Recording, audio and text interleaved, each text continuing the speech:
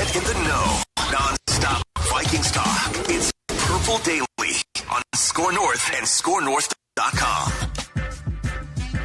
All right, Purple Daily on draft.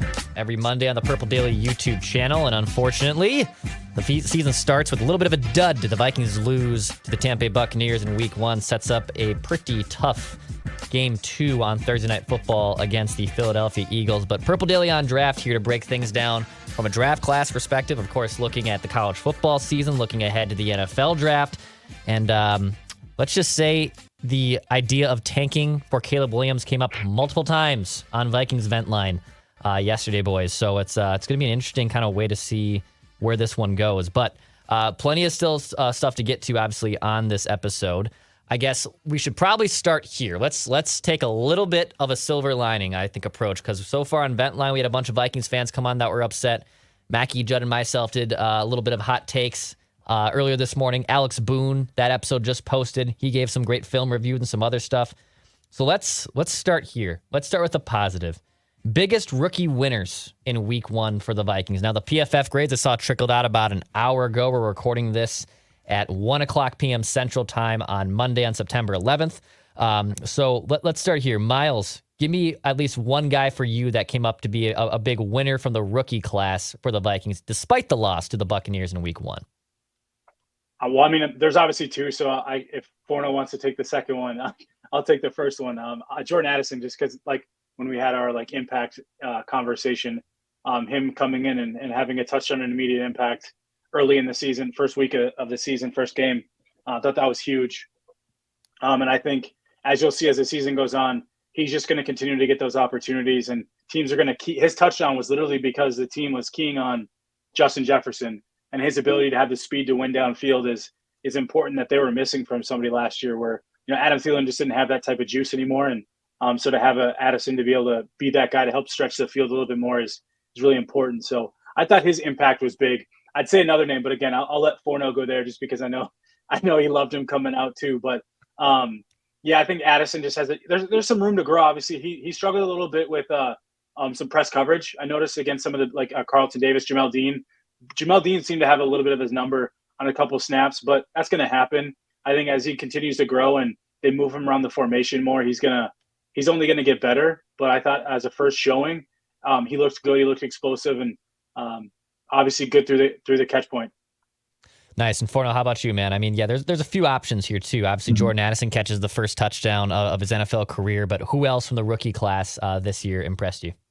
I will say one thing I noticed with Addison was on that 3rd and 13 where he converted the first down on the last touchdown drive.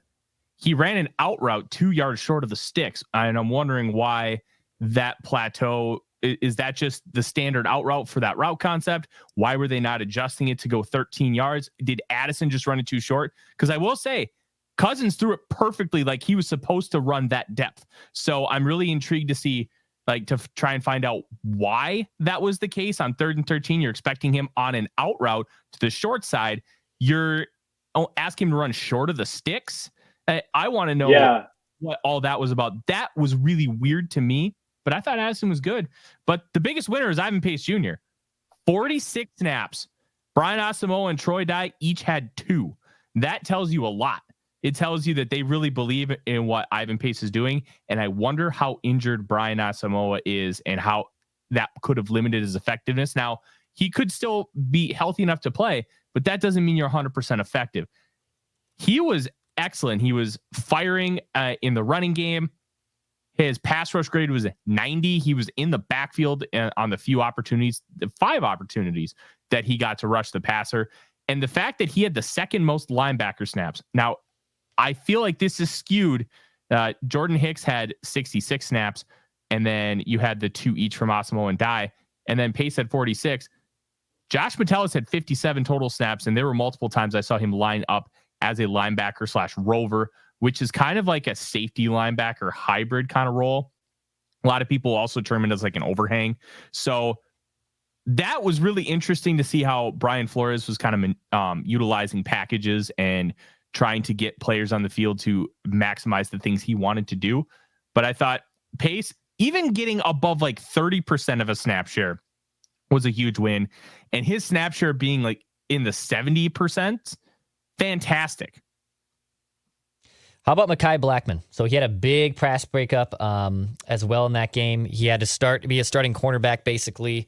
A lot of hype for him coming out of week one. I guess, Miles, were you impressed with his showing as well? What did you like or maybe not like from Mekhi Blackmon yesterday? Yeah, I was actually surprised that some of those, a guy like Mekhi Blackmon didn't get tested more.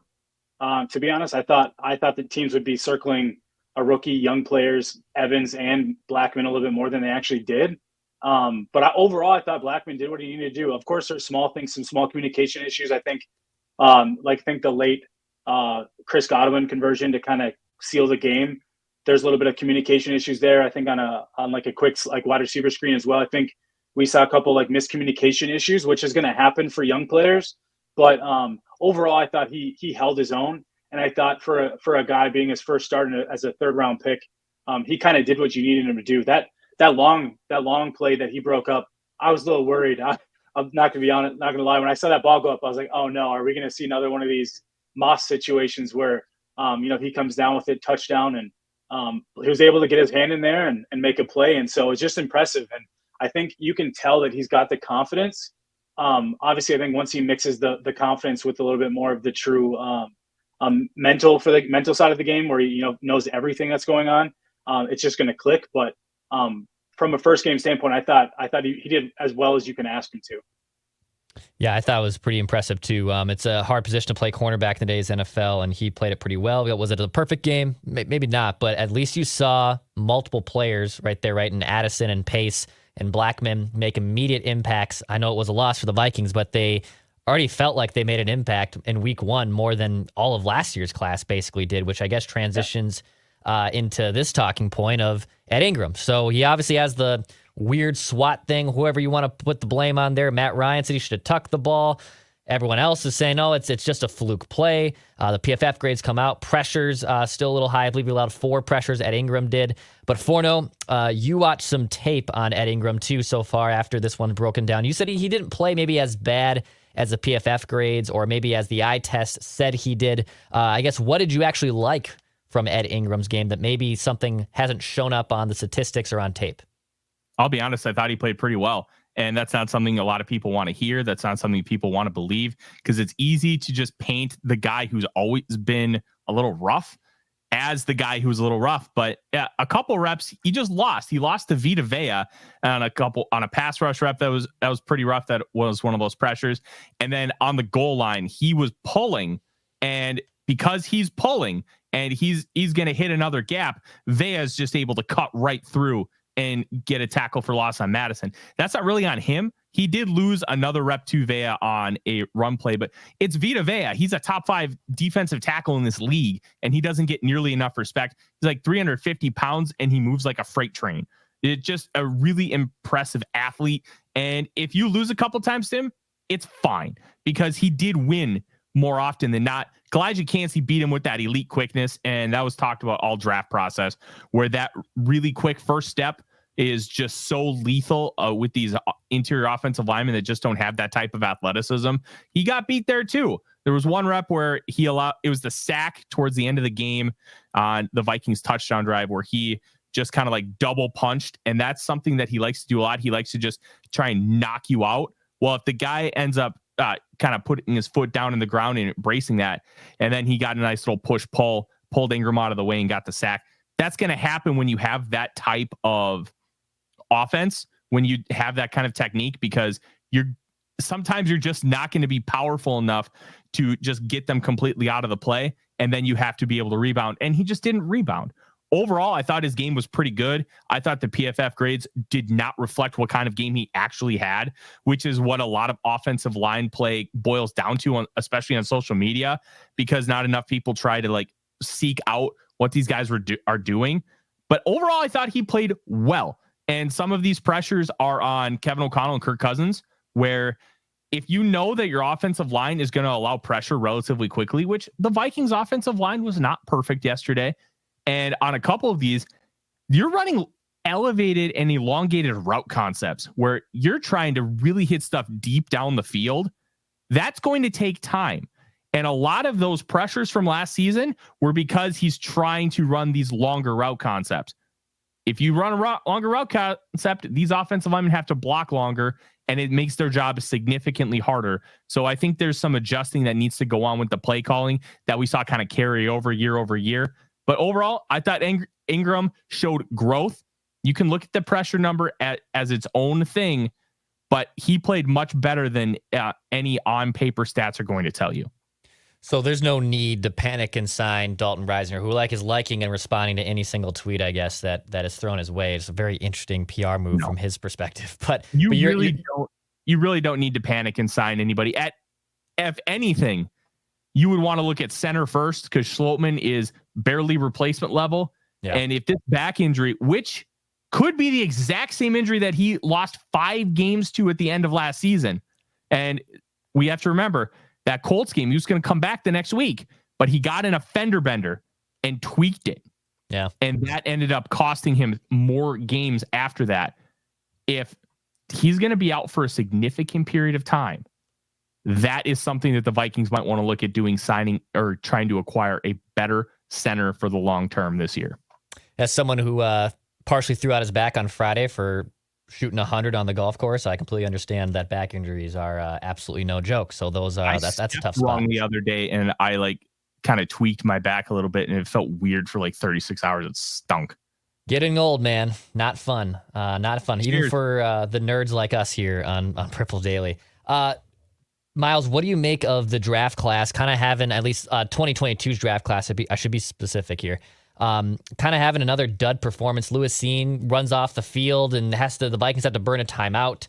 Brian Asamoah, might have been battling some injuries, but it just, as much as we want to see the 2022 draft class play out over the full season, it just felt like this is still tracking towards a pretty bad draft so far for Kwesi, at least in terms of impact players that have come out of the draft class. Yeah, I think the unfortunate part is just you're not getting those contributions from those guys, and those guys don't really play positions where you need it right now because you put yourself in a situation to replace Mekhi Blackmon's come in and step in for Andrew Booth.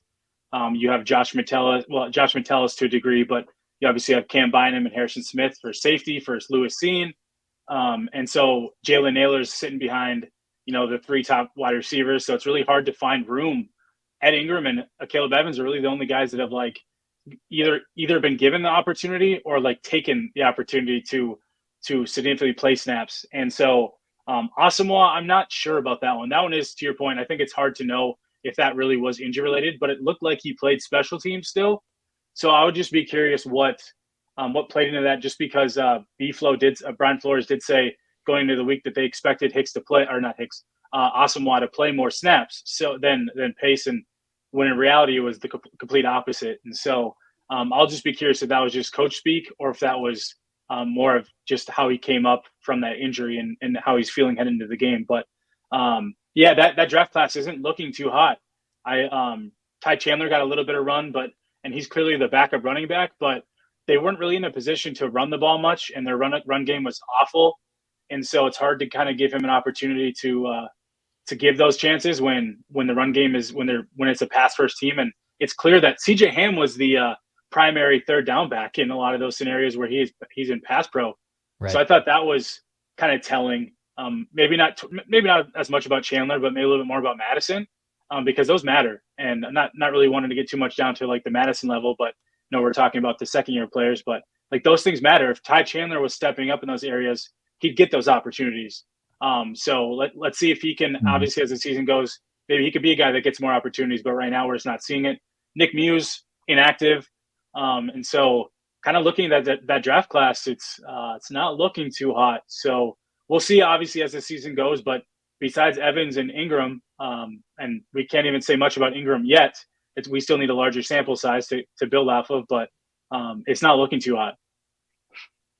Yeah, Ty Chandler got a little bit of run to spell Alexander Madison, but yeah, just you don't to see your first 2 picks. Obviously, Lewis Cine, Andrew Booth as playing mostly just special teams and not making big contributions on the defense. Yeah, only special teams. Yeah. So did I win the over/under bet there? Yeah. Based on everything I'd seen in practice and how they kind of like to rotate guys in and out, I really thought that they were going to do a little bit more of that. And initially I even tweeted out that I thought that they were doing that early on by rotating out in and out linebackers. And then it just turned out right after that, Asamoah Dye just didn't play anymore. And it was all Pace and Hicks. So I want to hear from Flores as to what he saw against some of these guys on Tampa Bay that kind of made him flow the game the way they did, and how he was kind of learning on the fly with what these guys were reacting to and how he wanted to use those personnel groupings. What was really interesting about the run game was, and Alec Lewis of The Athletic pointed this out, and I found it fascinating, 11 of the 17 rush plays were against 8-man boxes. So it's one thing to have a run play called against an 8-man box. What I'm really confused about is why Kirk Cousins and or Kevin O'Connell, because O'Connell can talk to Cousins up until the 15-second mark on the play clock. Why are they not checking out of that? They have all these checks for all of these plays. Why aren't they seeing that it's an 8-man box and checking out of it? Yeah, you may want to run the football, but if you see that, why are you still continuing to go through it? And I remember from quarterback last year on that first episode, Cousins in that first play of the Eagles game saw the box and wasn't comfortable enough to check out of it. And he should have. It ended up being like a 3-yard loss. I wonder if he's not fully comfortable with some of those little nuances in this offense yet when we thought he might be. And this is speculation. I don't know. But if you're running that much against an 8-man box when it's not like end of game strategy, why aren't you changing that up? It's okay to, change what you're doing because of what the defense showed you. And Bowles was used 8-man boxes the 6th most of anybody in the National Football League last year. Some of that has to do with the strength of a guy like Antoine Winfield Jr., who can do some of that bailout stuff that Harrison Smith does. But all these little elements matter and they add up. So let's say, I'm going to be this person here. Let's say the Vikings drop to Philly. Then they have Justin Herbert. They obviously have to go to Carolina. They have to play Patrick Mahomes here at home as well. If it's 0-5 to start the season, or even 1-4, heck, I'll give you a win somewhere. If it's 1-4 to start the season, do we start a tank for Caleb Williams parade? How should the Vikings, I guess, handle that, Miles? Like if they get off to this slow start, are you all in on that tank? Can they rebound after that rough start? I mean, they do have a tough schedule to start the first 5 games. It could make some of those games back in the middle part of their season. But if that's the case, if it's like a 1-4 or an 0-5 start, is it just a full-on tank for Caleb Williams, or at least a high draft pick situation? Yeah, I think this roster is too talented to like full-on tank unless we see a major injury anywhere. But I wouldn't be surprised if that was the case if we saw Kwesi's willingness to move some of the like expiring contract players, like a Danielle Hunter, for example, or who might even Ezra Cleveland could come to mind, but I doubt that with the offensive line situation. But like they could look to move some of the KJ Osborne as an example. Like they can look to move some of those guys, DJ Wanham, as just like, hey, we could add more draft capital. We know that the season's probably not going to turn out the way we'd like it to. But I don't see full on tank. Like they're not going to sit Kirk Cousins. Kirk Cousins is probably not accepting any sort of trade if the Vikings were trying to do that. Like he's got all that power there. And so I would have a hard time seeing them like full on tank, but I could see them being willing to move some assets so that they have more additional draft capital, plus getting young guys more opportunities, and maybe, they're okay with not winning as much as you'd like them to. Yeah, I mean, the NFL trade deadline on Halloween this year, so kind of a spooky time for the Vikings to figure that out. They'll play the Chiefs on October 8th, and then to round out that month, they have the Bears on October 15th, the Niners on Monday Night Football, October 23rd, and then they are in Green Bay October 29th, 48 hours basically between the trade deadline hitting and that Packer game. So yeah, a lot to play out. We're not signifying panic yet. But if that is the case, Forno, if it is a slow start, are you more leaning towards the tank? Are you selling off assets by the trade deadline? How would you kind of handle that if the Vikings get off to this slow start? So let's approach it a different way, and let's approach it how the Vikings will handle it. They're not going to tank. Kwesi Dopomensa has explicitly said we're not going to tank. But if you're in a position where, let's say, it's 1-6, and hypothetically, you're done. If a team wants to give you a 4th for KJ Osborne, a 4th for DJ Wanham, you make those moves. because you're not going to be able to afford to bring them back at that price. And then you have younger guys who can step up and elevate. Jalen Naylor, that you could argue should maybe get some wide receiver 3 looks down the line this year. So Jordan Addison is going to be your wide receiver 2 long-term. You know, Osborne is not going to be in your plans just due to how much he's going to make on that next contract. So you have to adjust accordingly. And I think those are the smart moves. I will say the second you are eliminated from playoff contention, I think you bench Kirk Cousins and play Jaren Hall, because it'll give you an opportunity to see if and what he can be. And you know what? There's a high likelihood he's nothing. And he's nothing more than a backup quarterback. He may be worse than that. But if you drafted him with the idea, okay, maybe we can develop this guy and make him into something and a potential starter, which is what all these guys do when they take quarterbacks on day 3. It's a developmental project. You can at least see where you're at with him and how comfortable you are potentially letting him either compete for the starting job, give him the starting job, or if you want him to have nothing to do with it, you're going to have more data to find your answer. And the second you're eliminated, put him out with all the ones and see what happens. Kind of like what the Raiders did with Derek Carr, except they just benched Derek Carr. They didn't have a developmental option. But I would try to maximize your capital coming back by making some of those moves. And heck, it'll save you money too, because KJ Osborne is making like almost $3 million. And then a guy that you would sign off the street could be making $750. And then you'll get the cap savings of that based on how that would work out through like however many games are left. You'd save around $1 million, let's say. Like that matters next year when you're trying to get that Justin Jefferson contract signed, when you're trying to, maybe you need to sign a guard to replace Ezra Cleveland because you don't want to keep Cleveland. Those things all matter in the long-term focus. Plus you have a Darisaw extension. So I would try to maximize your assets if you find yourself in a situation where you're just SOL.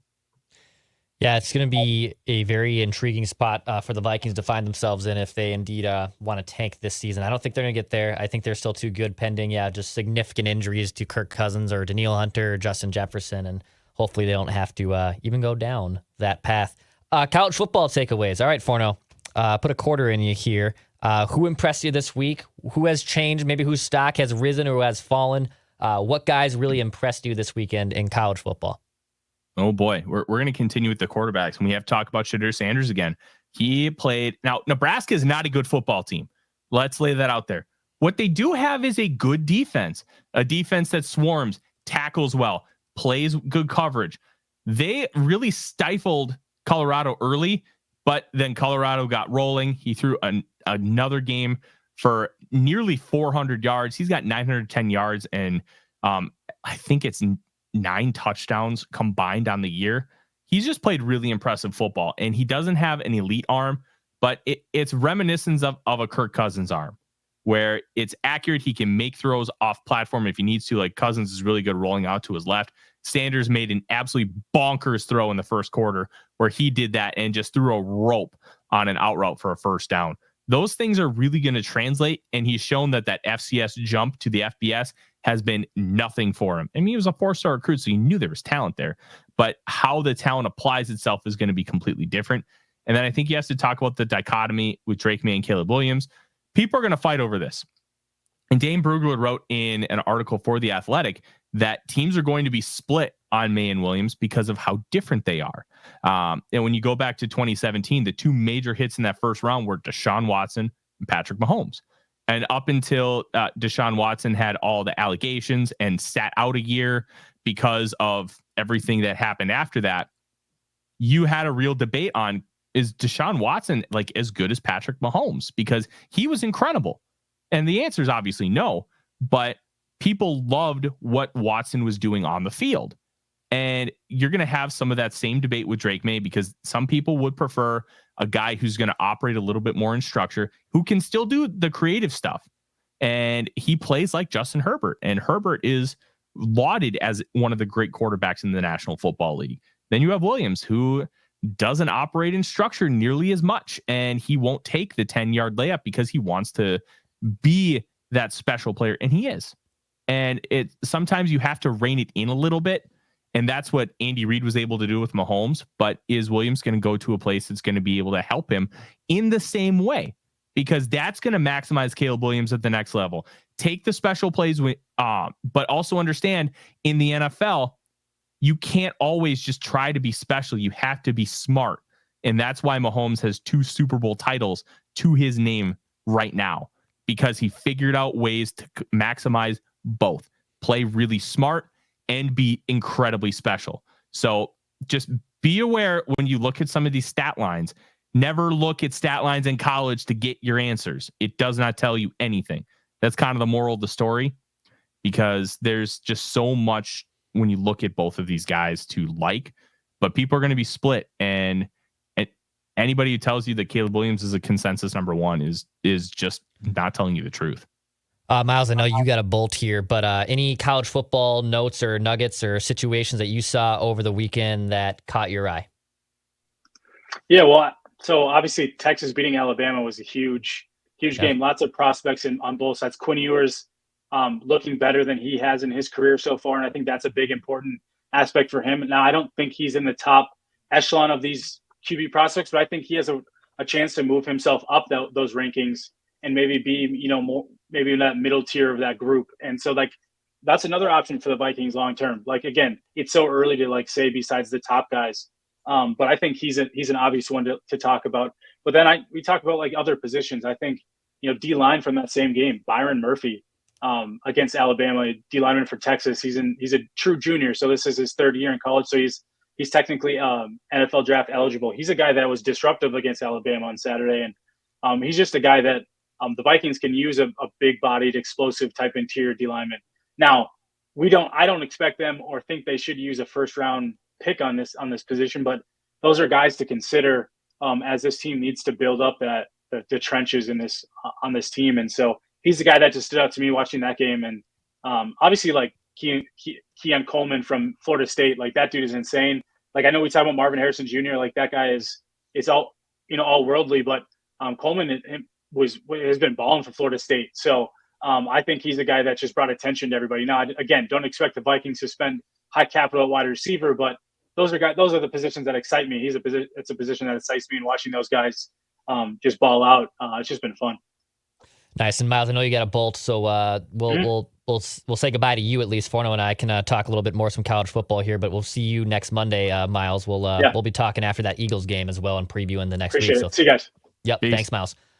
Forno, I want to stick here on the Drake Maye front, because obviously the Gophers are going to be playing UNC in North Carolina this weekend. And I know there's some overlap between the Vikings and the Gophers. I know a lot of our Vikings fans might not be residing in Minnesota or not rowing the boat per se, but still, from a local angle, the Gophers are going to be playing one of the top quarterback prospects. What do you like from Drake Maye's game? And has there been any signs over the last 2 games, at least to start the season for UNC, that you really liked? Or I guess the broad way I can paint this for you as I continue to ramble on, what do you like from Drake Maye, and what should Vikings or Gophers fans look to be watching when he plays the Gophers on Saturday? I think you need to be looking at a guy. He gets compared to Justin Herbert, and I think the comparisons are relatively fair, especially you just start looking at their body types. They're built incredibly similar physically, and the way they play the game, they can move well, but they're not like the most fluid athlete. They're not moving like Lamar Jackson, but they're moving at an above average level, and they're able to utilize off-platform throws to throw it down the field.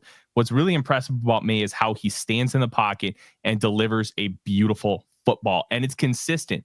It's not something where you have to worry about him making poor decisions. That is probably his weakest element right now.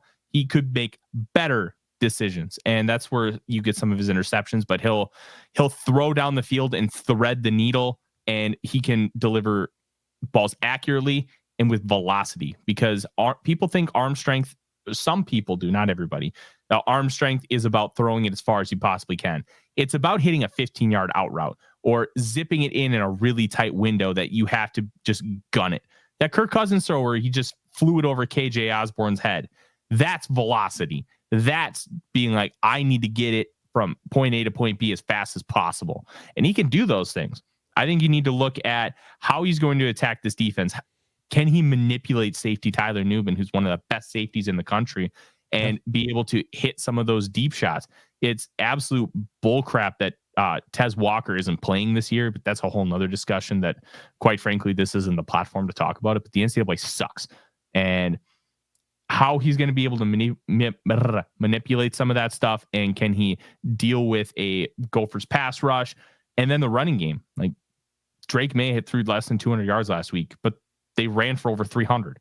And can the Gophers stop that running game and then make the play action a little less impactful because they are able to stop it? This is a very good North Carolina team, but the Gophers aren't a slouch either. I'll tell you, Ethan Kaliak-Mattis needs to step up and hit some big time throws if the Gophers are going to come out with a W. What do you think of Kaliak-Mattis? Because obviously he has a chance here to maybe be a legitimate quarterback for the Gophers, who have really not had a long history of having amazing quarterbacks. Tanner Morgan had a really good season and a long time run with the Gophers. But I guess, what do you want to see from this Gopher quarterback that maybe others have not provided that school? Slow down. He needs to slow down his mechanics, and he needs to let the game come to him. That Nebraska game, you saw there were so many different throws that he could have easily made, and he just rushed it. And take a step back, breathe deep, and throw the football. Maybe you just need to start aiming it instead of chucking it. Aim the football and let it come to you. One of the things that you learn as a young player is especially in golf, and Declan, you can relate, don't smash the ball, just aim the ball, hit it. The power will come the more comfortable you are with your swing. And I think Kaliak-Mattis needs to get a little bit of that right now. He just needs to aim the ball. Oh, you've got an in route. You know you have your spot you have to hit. Aim it. Don't try and just throw it with a lot of velocity, because that's when you're going to get a lot of balls that are just inaccurate. Just hit the spot that you know you need to. And I think once he starts slowing down his mechanics a little bit and not rushing things, I think you're going to see some growth. But I figured we'd have some growing pains early on. He did show improvement game over game when he did get starts at the end of last season. Can he continue to grow in that area? I think he can. And the Gophers think he has a lot of talent, and he does. But some of those little things matter so much more at quarterback than they do other positions. And that's something that he's going to have to figure out long-term if he wants to have sustained success. Forno, I saw the Forno Man Cave had 5 football games, of course, going on the college scene over the weekend. You had McNeese versus Florida. I'm looking at this right now on your Twitter page. You can go to the Real Forno to see this as well. You had Texas and Bama, of course. You had Wisconsin and Wazoo. You had Montana State and South Dakota State. You had Arizona versus Mississippi State, all on his 3 screens, or 3 TVs, I should say, plus a laptop, plus a tablet. What other things stood out from all those games that you watched over the weekend? Absolutely. I want to kind of elaborate a little bit more on Quinn Ewers, and we're going to talk about Cam Ward from Wazoo. But Ewers, he's very inconsistent in throwing the deep ball. And some of that is his receivers, they like to drop. And that's going to hinder some of these numbers. Against Alabama and Oklahoma, Ewers is 7 of 12 on 40-plus yard bombs. Against everybody else he's played in his college career, 5 of 43. I'm curious how that number is going to evolve over the course of the next 10 to 12 games, depending on if they make the playoff, the Big 12 title game, et cetera, because he's had his most success against his best opponents. But why aren't we seeing success against lesser opponents? What kind of commonality is there? Is it you're stepping up in a big moment? Are you just having issues with your receivers? How much of it last year was your shoulder? Because he had that labrum injury on his non-throwing shoulder that honestly almost cost me my college fantasy football season. But that's a whole nother discussion. So I want to see what Ewers can do to develop. He doesn't have an absolute missile. He can make every throw, and he can make it with timing. He can make it with accuracy, and he's got relatively good mechanics. So how is he going to evolve? That's going to be a big story. He could go top 5. He could go in round 5. That's the range we're seeing with Ewers right now because of how how many variables there are with his play. And Cam Ward, and this is going to sound really weird, and it's not a 1-to-1 comp. When I watch Cam Ward, I think I'm watching Kyler Murray because of how he moves in the pocket and how he tries to create for himself. Now, he's a different player than Kyler Murray, but when you watch him, it's like, okay, there's a real commonality there, especially when there's scrambling. But has now beaten Wisconsin 2 years in a row, beat them in Camp Randall last year in his second game in the FBS, coming from Incarnate Word. And then he beat them in Pullman, which is like right on the Idaho border. Pullman's like a town of like 3,000 people, non-college town. So it's like a real college town. Right. And he has the ability to make every throw. He's making them with more accuracy. He's making better decisions. And he has the ability to be lethal as a runner. He's not on the level of a Lamar Jackson, but I kind of put him on like the level of peak Aaron Rodgers, where he can gash you for 30 yards if you give him the space. And I think he's got all the arm talent in the world, and he's stepped up big in these first 2 games, showed real progression and growth from last year. And he has the talent to be able to translate right away into the National Football League and be a first-round pick. This draft class is very unique. Last year we talked about, there's 12 guys who may be able to make the leap. Right now we're seeing about 6 other guys that are starting to make that leap. So who's really going to be a first-round quality quarterback when we're talking about the NFL draft come April? I'm fascinated to watch how that plays out. But those 2 guys really stood out to me. Obviously, I had to watch Florida because I'm a Florida Gator fan. But these wide receivers from Arizona, they don't get a lot of publicity. Tetairoa McMillan, he's a true sophomore. He's built like DeAndre Hopkins, but he moves much better. And Jacob Cowing is he's smaller, but he is lethal with the ball in his hands. Those are 2 guys that I love watching, and that's why Arizona was on my screen.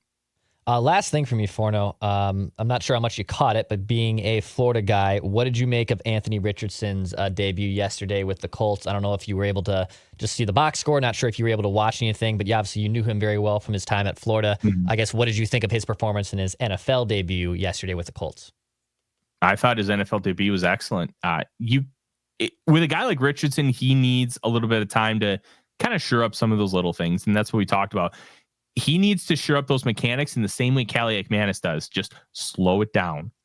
Aim the ball rather than just throw it, because too often he would just throw rockets when he didn't need to. All you need to do is get the ball out there. And he was showing some improvement with that. He was running the ball in a really smart manner. And Arif Hassan is going to have a lot of fun because 31 of his 37 pass attempts were right, and he barely threw left. So that we know the Mitchell Trubisky stuff from a few years ago. That's going to be interesting to watch, but he didn't make mistakes. He made smart plays, and he made some explosive plays. Nobody expected them to beat the Jaguars, but he kept them in the game throughout 4 quarters. And I think that speaks volumes, and it shows a really nice debut. And I think in 2 to 3 years, this guy could end up being one of the best quarterbacks in the NFL. Really nice start. I thought he had a better start than Bryce Young and CJ Stroud. And they both right now have better situations to deal with than Anthony Richardson. So big hats off to him for a good start. Now he's got to keep it up, because we've seen quarterbacks have great starts. Mariota threw 400 yards and 4 touchdowns in his debut against Tampa Bay, and his career completely tailed off. You have to keep it going. And I think Richardson can, but only time will tell. Awesome stuff, Forno. Appreciate you. Our buddy Miles, too, had to drop off a little early, but a lot of great stuff to take away, even on a positive side, and we'll see what happens against the Philadelphia Eagles on Thursday Night Football. But Purple Daily on Draft, of course, every Monday right here on the Purple Daily YouTube channel. Maybe we're talking about the Vikings stealing a win in Philadelphia, and then they're going to have to play the Chargers back at home in a couple weeks. So plenty of stuff to get into.